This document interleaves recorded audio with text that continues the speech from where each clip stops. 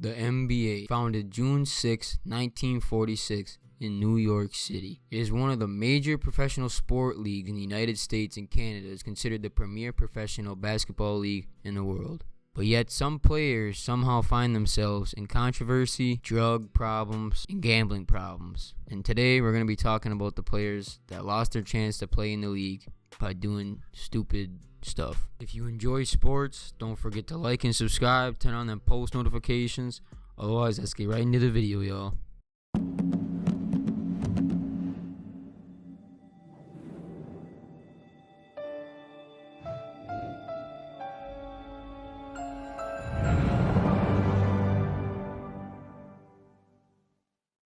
The NBA, like every sports league, has its rules and regulations to follow. Relatively, the league isn't the kind to ban players and personnel aimlessly. In fact, we've seen various players and coaches, despite engaging in brawls, only slapped with suspensions and hefty fines. In this video, we're looking at banned NBA players in the league's history. This includes only people that remained banned. For instance, Tyreke Evans was banned in 2019 for substance abuse, but he applied for reinstatement after 2 years, and Evans was officially reinstated in 2022. While it's relatively rare to see individuals getting permanently banned from the league, they do get handed out by the league from time to time. Although on-court brawls and physical altercations don't usually merit permanent bans in the NBA, the league is intolerable to racist remarks, substance abuse, and point-shaving scandals. Here are players that were banned permanently from the NBA. Back in the days, point shaving was a gambling practice that was brought to light. It was a major scandal that brought dark days to college basketball. In this case, it certainly affected the basketball programs of 7 major colleges. This enormous scandal would be known as the CCNY point shaving scandal. This scandal, as in the name itself, involved the City College of New York. This was a college team that outlasted their college rivals against the likes of University of Kentucky and Bradley University. CCNY would win the National Invitational Tournament and the NCAA Division I tournament. However, despite the grand feat, it would be then discovered that college basketball, including CCNY's glory, was infiltrated by players involving with point shaving, a heinous crime against the sport. This is an act where players intentionally play poorly in order to generate more income, depending on the bets placed on the point spread of the game's outcome. To make matters worse, these college players were getting paid to commit these acts by criminal organizations on the biggest stage of college basketball. Around 30 players involved in this incident would also be arrested by police authorities. Furthermore, while these acts weren't held under the NBA, the league took the initiative to ban some college prospects who were involved from ever stepping foot in the NBA. Some of the notable players include EPBL MVP and Sporting News Player of the Year Sherman White, who was a highly touted prospect from Long Island University that could have easily been a first-round pick. Unfortunately, he'd faced prison time for 9 months and was barred from entering the NBA. Jack Malanis.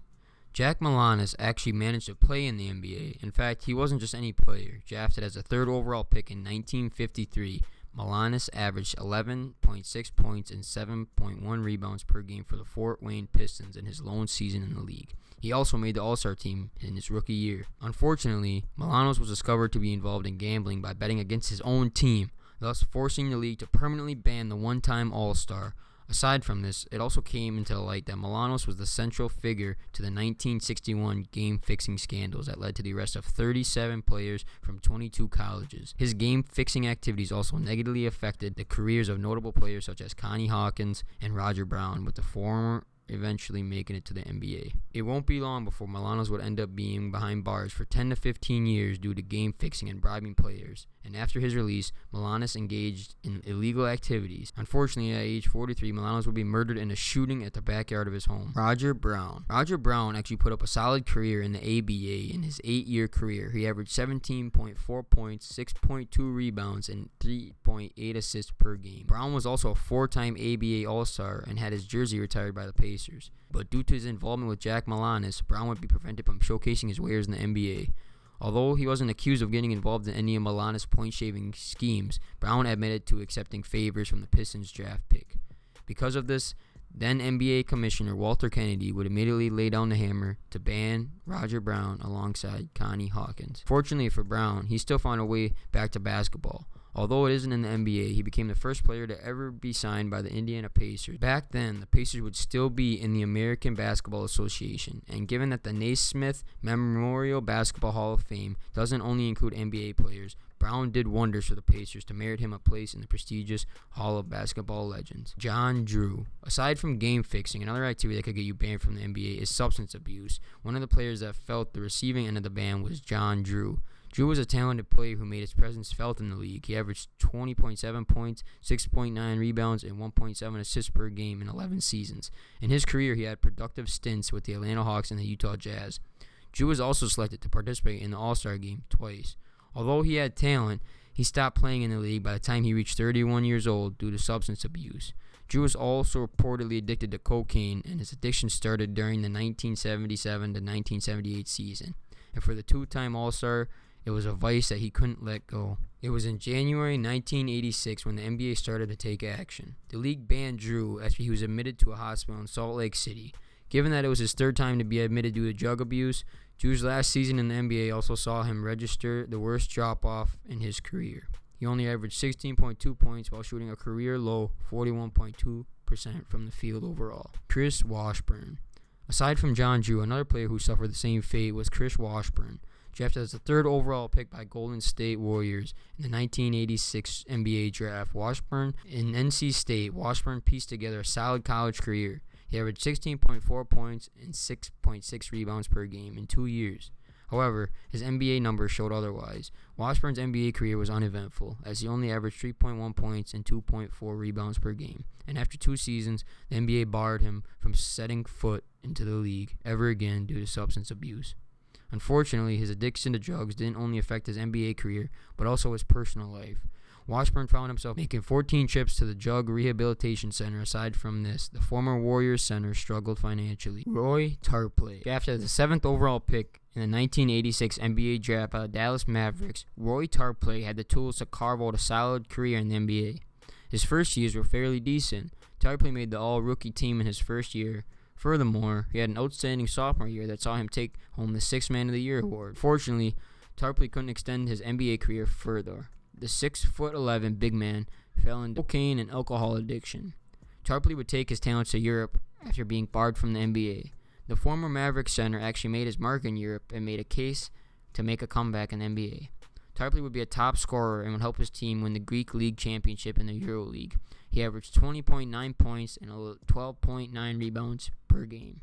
Although the league would reinstate him, which allowed him to make a brief return to the Mavericks, Tarpley continued on with his alcohol abuse, which prompted the league to permanently ban him in 1995. In 6 seasons with the Mavericks, Tarpley averaged 12.6 points and 8.2 rebounds per game.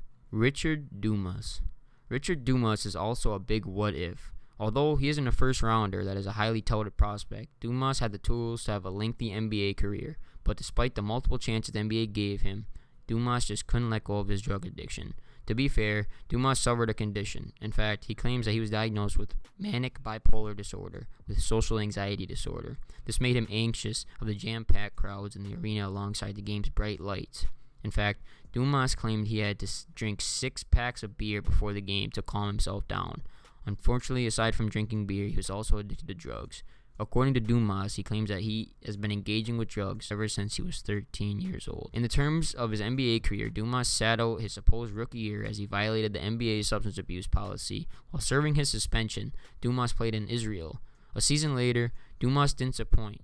He averaged 15.8 points and 4.6 rebounds per game as the Suns' reserve forward to merit a place in the all-rookie second team. But more importantly, Dumas would be part of the Suns team that reached the NBA Finals in 1993. O.J. Mayo. In a more recent banning, one of the players that was notably banned is O.J. Mayo. As we all know, Mayo was considered to be one of the most highly touted prospects entering into the NBA.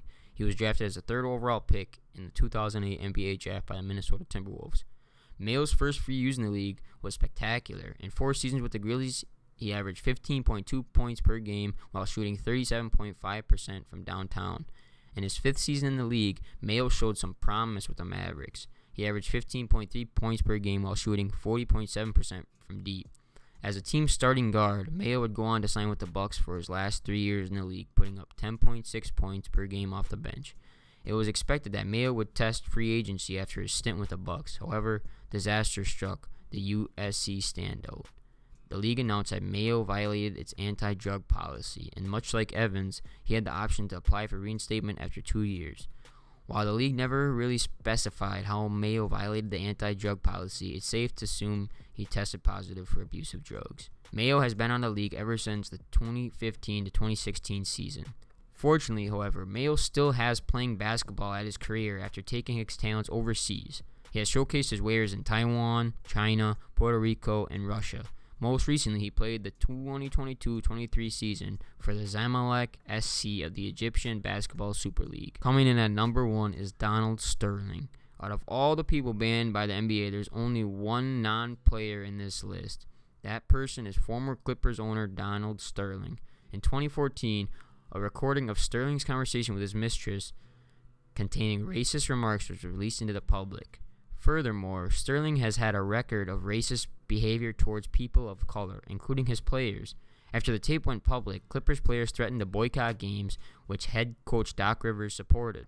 Furthermore, the public immediately condemned Sterling for his racist remarks. Given the public clamor and the NBA's strong stance against racism, newly appointed Commissioner Adam Silver banned Sterling for life. On top of the ban, Sterling was also penalized with a hefty fine of $2.5 million. I hope y'all enjoyed this one. Like and subscribe and comment down below. It's your boy Sports Fiend, and I'm out. Peace.